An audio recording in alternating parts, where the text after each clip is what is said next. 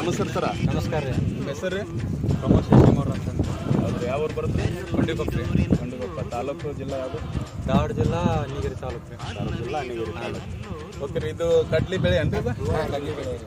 ಈ ಕಡ್ಲಿಗೆ ಏನು ಗೊಬ್ಬರ ಹಾಕಿದ್ದೀರಿ? ಏನು ಬೀಜೋಪಚಾರ ಮಾಡ್ತಾರೆ? ಗೊಬ್ಬರ ಏನು ಹಾಕಿಲ್ರಿ, ಬೀಜೋಪಚಾರ ಮಾಡೇವ್ರಿ. RPS 76 ಅಂತ. ಇದಕ್ಕೇನು ನೀವು ಒಂದು ಕಾಳು ಗೊಬ್ಬರ ಹಾಕಿಲ್ಲ? ಕಾಳು ಗೊಬ್ಬರ ಹಾಕಿಲ್ರಿ. ಇದಕ್ಕಿಂತ ಮುಂಚೆ ನೀವು ಗೊಬ್ಬರ ಹಾಕಿ ಬೆಳಿತಿದ್ರಿ. ಈಗ ನೀವು ಇದಕ್ಕೆ ಗೊಬ್ಬರ ಹಾಕಿಲ್ಲ, ಬೀಜೋಪಚಾರ ಅಷ್ಟೇ. ಏನು RPS 76 ಅನ್ನ ಬೀಜೋಪಚಾರ ಮಾಡಿದ್ದೀರಿ? ಬೀಜೋಪಚಾರ ಮಾಡಿ ಇದನ್ನ ಅವತ್ತು ಸ್ಪ್ರೇನು ಮಾಡಿದ್ದೀವಿ.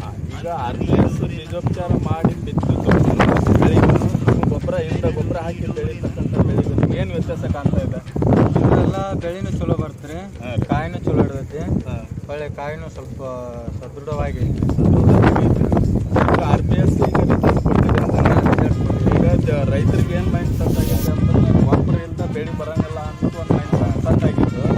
ಈಗ ನೀವು ಬೀಜೋಪಚಾರ ಮಾಡಿ ಕೊಂಡಿಕೊಪ್ಪದೊಳಗೆ ಬಸ್ ನೀವು ಯೂಸ್ ಮಾಡ್ತಾ ಇದ್ದೀರಿ. ಕೊಂಡಿಕೊಪ್ಪದೊಳಗೆ ನೀವು ಬೀಜೋಪಚಾರ ಮಾಡಿ ಬೆಳೆ ತೆಗೆದಿದ್ದೀರಿ.